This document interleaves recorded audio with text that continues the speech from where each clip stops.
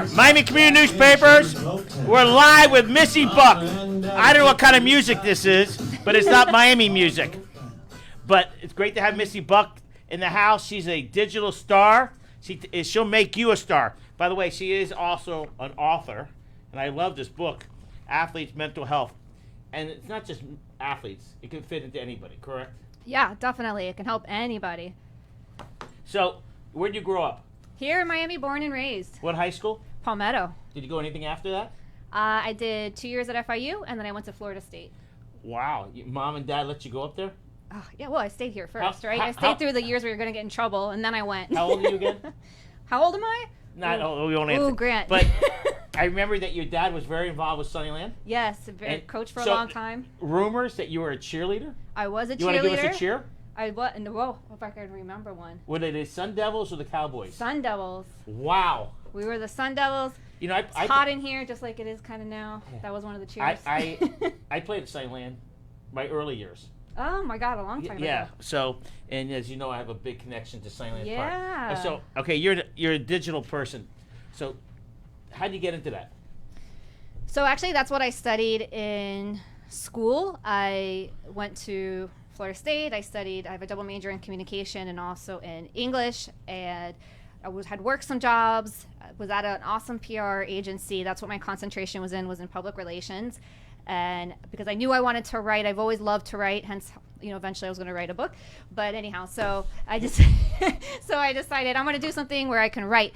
And so I chose that as a career, and I've pretty much stayed on that path. Like a little over 13 years ago, I started the business because I just wanted to kind of, when I was young, 26, I wanted to decide something on my own, just gave away my age.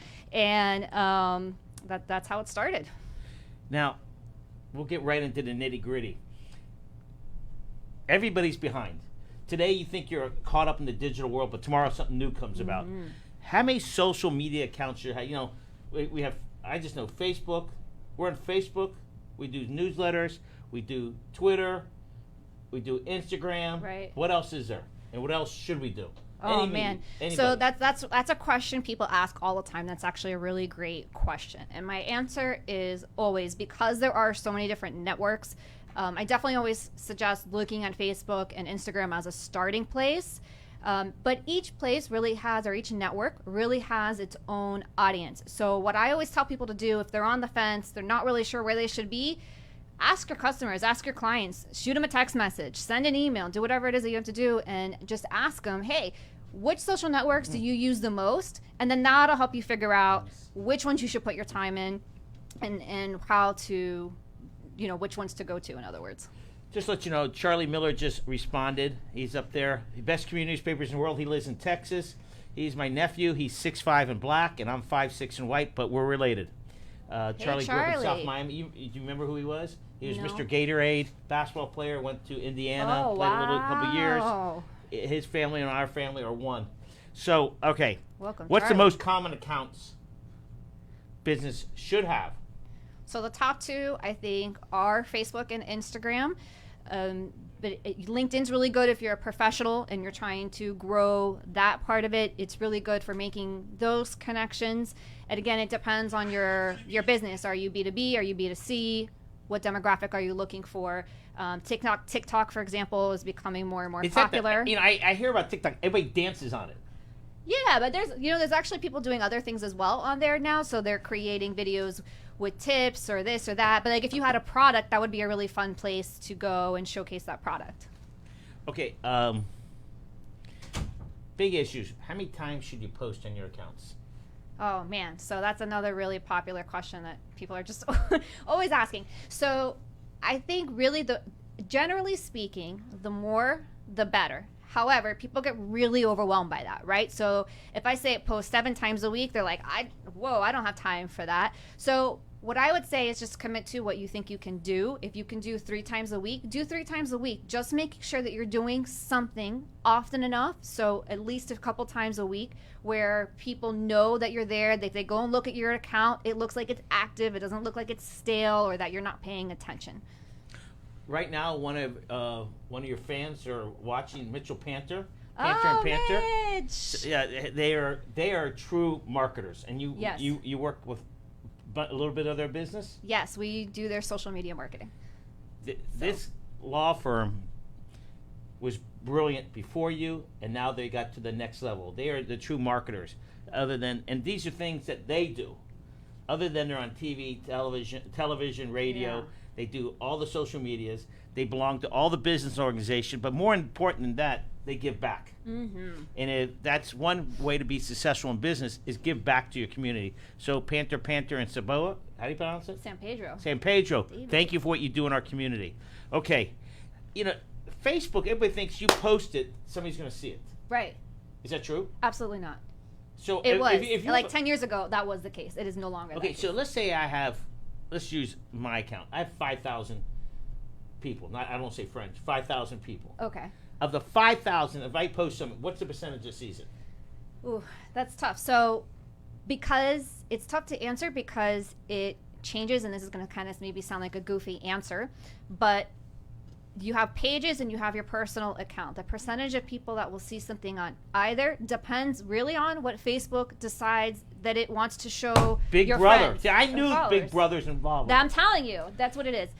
Everything is very pay to play, and they say, "Oh, we're changing the algorithm because we want to show you what's most relevant to you." But what happens is sometimes you're actually not seeing even your own family members' posts because maybe Facebook thinks that's not really what you want to see for whatever reason. So that is making it a little bit more challenging in the organic sphere. But if you post something that's really popular, like videos, those tend to get higher engagement organically. Do you believe that Facebook likes more women, more minorities? Do you think you say just fun things? Do you think Yeah. they promote more women? Do they promote minorities?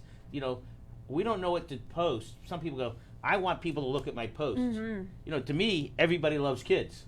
True. You post some funny video of a kid, everybody's watching it. Am I Right. correct? Right. Yeah, I think, and it depends on something that it's fun and engaging. If I post something strictly about my business, so if I'm posting, "Hey, buy from me," that's probably going to get overlooked, and so it's not going to get a lot of interaction, which means that Facebook is going to show that to even less people because it's going to think not many people are actually really interested in that because the people it is showing it to aren't interacting with it. So that's one of the key tricks there. In terms of, can I tell you and pinpoint this is what you post if you want to get people to interact with you? Not really. I think you have to tend and look and see what people are really interested in. But and you can look at your analytics and figure that out pretty easily. I have a Wait. In English? analytics. English. What does that mean? So analytics means very simply, if you can look at the number of people, Facebook will tell you obviously how many likes you have, how many comments the post got, how many views it got. You can dig even deeper Not how many if people you have a business reach. account. It's how many views. Reach just means the amount of people that have the potential of seeing Potential of seeing it. Right. But before we get back to pay per play, I just want you to know we have Jeff Daverson. This is on my phone. You can Oh, see on your phone. Jeff Daverson. Yes, he's a realtor, but more important, his daughter is a famous musician in Tennessee. Oh, I did not know Congratulations. that. Panther said about you. You worked for us for years and done a great job. We love her. So that's great. Aw, thank Okay, so you. talk about pay per play. People don't understand what that is. Yeah, so pay per play really just That's not means Little League football. You pay the coach. So pay to well, play. That's another suppose issue. So. Oh, that's a whole nother issue. So pay per play basically means that, like we were talking a little bit about earlier, Facebook and all the other networks are doing it now. They're really limiting the reach of the people that your post or your tweets or whatever it will see because they're a business and they got to make money. So to do that, to accomplish that goal on their end, they want you to pay them to show your posts, your tweets, your Instagram, your stories, whatever it is, to more people. And that's essentially why we say it's pay to play and why organic reach alone is increasingly difficult to achieve. Because there's so many people on it. There's so many people on it. It's very watered down. Whereas, the 10 years or so ago, a lot more people were able to see your content. If I had one platform, what should it be? For you? No, anybody. Anybody. What's your first? Oh. Well, I think it depends on what you like to do. My personal favorite is Instagram. Some people might say... Is that a younger crowd? Well, it's not as young as it used to be. Well, TikTok is where your to really you or younger to me, crowd is. Younger crowd to me is 50. So you're probably a Facebook guy. Or you can, some people like Twitter because they like that fast conversation, just boom, boom, boom, moving. If you like pictures and video, obviously, and you like just clicking through things real quick, like stories, Instagram is a great place to be. You want to connect with mom, dad, and everybody else. That's where Facebook is. Okay, right now, there's the word advertising and branding. And on our product, Community Newspapers, we believe in branding. Mm-hmm. And that's the most important thing, we believe. So how do I establish not my branding, but somebody else's branding on social media? What would you do? For somebody else's brand? Yeah. So there's a few questions that I always ask when I'm helping somebody create their brand or advising them. One of them being, what do you want people to know about you? So if they go to your social media account or your website or whatever it is, what's the first thing that you want them to know? What impression do you want them to get from you? What piece of information do you want? That could be a tagline. It could be an emotional feeling, anything like that. So I think that's number one to think about when you're branding yourself. Like, what am I really doing? What do I want people to walk away with? And then just making sure that everything that you're putting, your links, your bio, your pictures, your profile picture even, everything really matches up with that. And then creating your brand from there.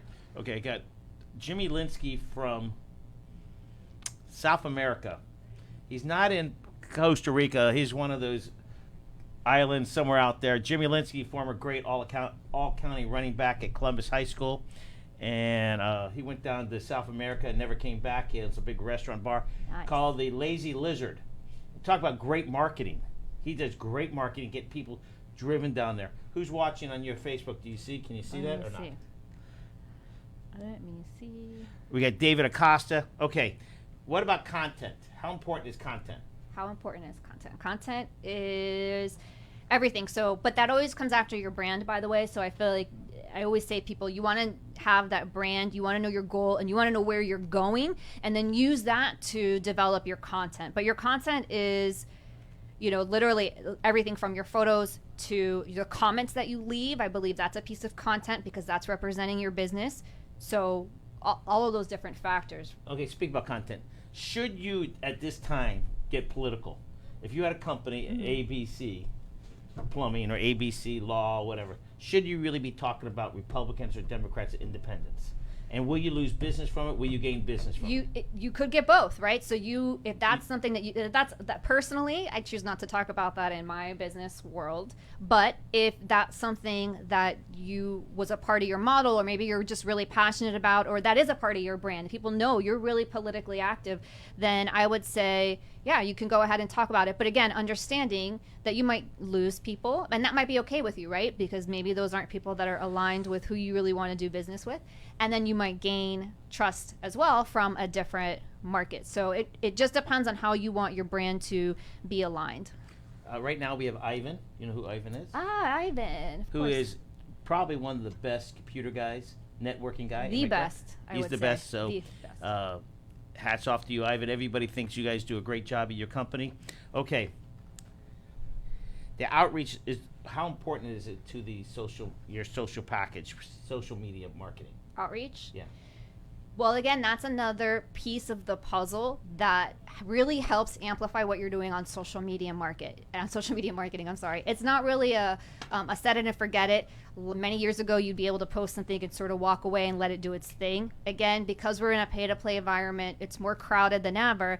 Having that interaction and doing the outreach and actually communicating with people and saying, hey, I saw your post and I want to talk to you about XYZ, or I think we have stuff in common, like let's have a conversation, or going to people's accounts and commenting on their photos and just being present, right? Because at the end of the day, it's called social media networking, and that's because, again, it's a network. It's not like you're going to go to a networking event and sort of just sit there and stare at the table. You've got to interact with people to get more out of it, and that's the same concept with outreach.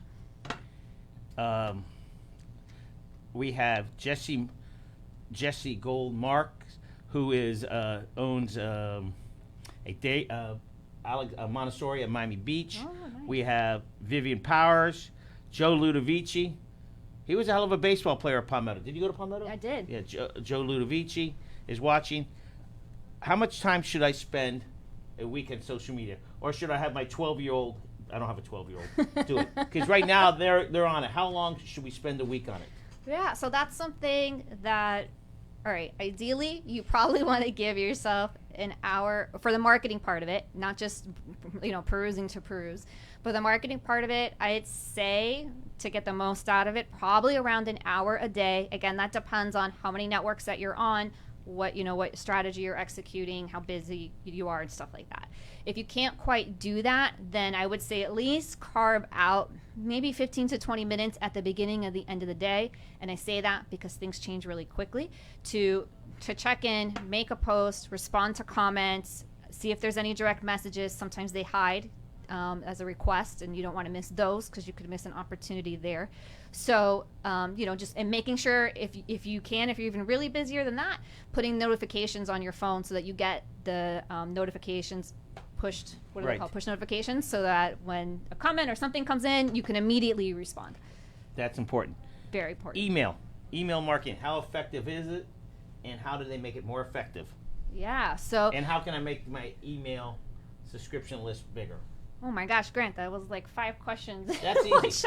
Here, give me your phone for a second. We'll see if you get your thing going. You have it right? Okay, yeah, you fix it for me. So, I can't talk and work at the same time. So, all right, email marketing. So it's definitely not dead. There are people who believe that, but it's really not. And if you do it the right way, everything today, even on social media, is about personalization. So the more personal you make the emails, the better. That might include coming up with an automated email series. So if someone is joining your list from wherever, so you might have, to grow it, you might have a link on your bio on one of your social media networks. It might be something that is on your website or wherever it is, and people opt in, and then maybe now they're in an automated email series and they're getting tips from you, not necessarily a hard sell every time, but they're getting tips from you that are lead nurturing, what is like an industry term, and they're getting to know you a little bit better, getting to know your business, and gaining that trust, because they say that there's generally 7 times that people have to see your information before they make a purchasing decision, and email's one way to help do that. It's also awesome because you don't know when you post on social media if somebody's going to be there at that time or what network they're going to be when. So if they happen to miss something, you can repurpose your content from social or your blog and put it in the email. Like on this Facebook Live, we're going to share it tomorrow. Awesome. And a couple days later, we're going to share it because not everybody sees it. Right. Okay. How often should you send the newsletter out? And then, makes a great marketing newsletter? So what makes a great marketing newsletter is something personal or something meaningful to the audience. So I don't think there's anything wrong with putting sales messages and talking about your business or things like that in your newsletter. They're absolutely fine.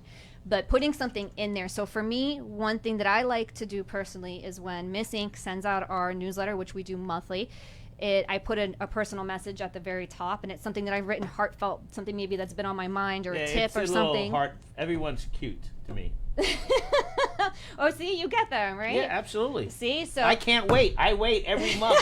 And the 29th day, I'm waiting for your email. To get the email. It was emotional. So, a lot of it's encouraging, so it's a good feeling.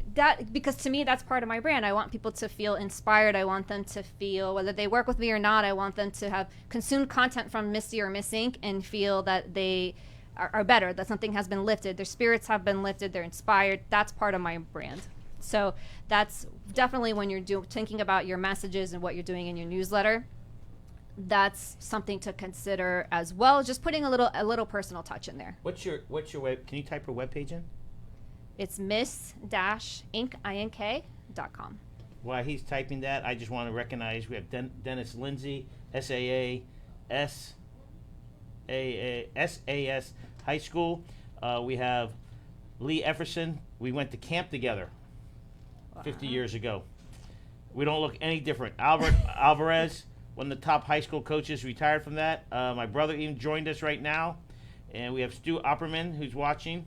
So that's a good crowd today. Yes. How often should I send my newsletter out? So how often? Again, I think that's a preference on how often you can manage it. I think once a month is awesome. Once a quarter is even okay if that's the amount of information that you feel is appropriate to it. If we're talking about just a plain old, here's what's going on in our business newsletter. What's the most common marketing mistake? Most common. Doing nothing. Oh, doing nothing, or I think a pet peeve of mine too is, again, because of the industry, but when people sign up or businesses sign up for a social media account and then they just let it die, like they just, oh, I'm too busy, and they never go back to it. They forget about it. A lot of people go, yeah. I saw somebody on LinkedIn, I go, do you do anything? No, I forgot I had it. People do it. We all forget. Right. You sign up for something. I haven't liked LinkedIn very good. Yeah. Well, here's the problem with that, of forgetting about it, is that just like, it's been common practice for people, so-and-so, I'm referring so-and-so to your business, right? Oh, I'm referring Misty or whoever it is for your business. And so this person's like, oh, okay, that sounds like a great attorney, pool person, whatever it is. And they start to search you, right? So they're going to look at your website, but then a lot of times what's happening is they're looking at your social media accounts, because that's part of what we call social proof, because they want to make sure that you're active. They want to make sure that you're legit. They want to see what's going on, get a feel for your business and your culture. So if you have an account and you forgot that you have it or you're not using it, to me personally, when I go to an account that looks like that, I think, okay, maybe they're not in business anymore. Correct.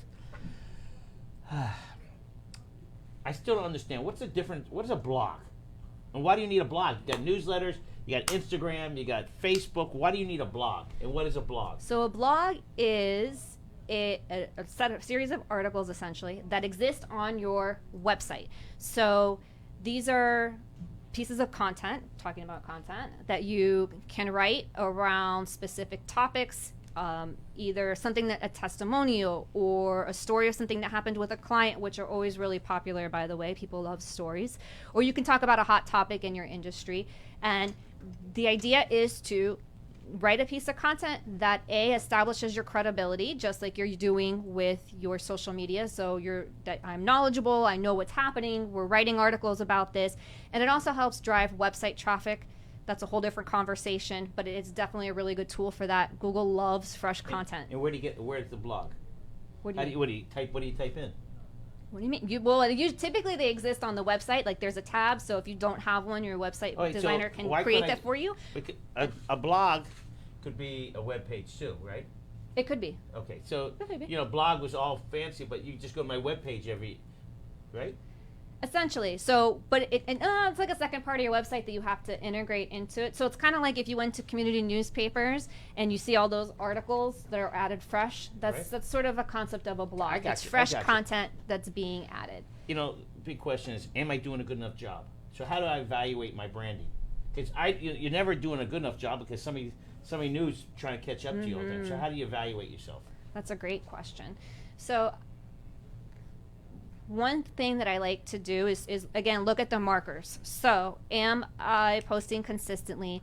Am I getting any feedback on this? So either on the post itself, where people are liking it, commenting it, sharing it, whatever the case may be.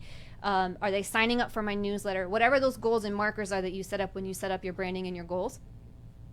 Then looking back at those, okay, are people taking the actions that I want them to take them? Are there or more people, is anybody saying, hey, I heard about you on Facebook, or I saw this post and I want to buy your product, or I want to do work with you?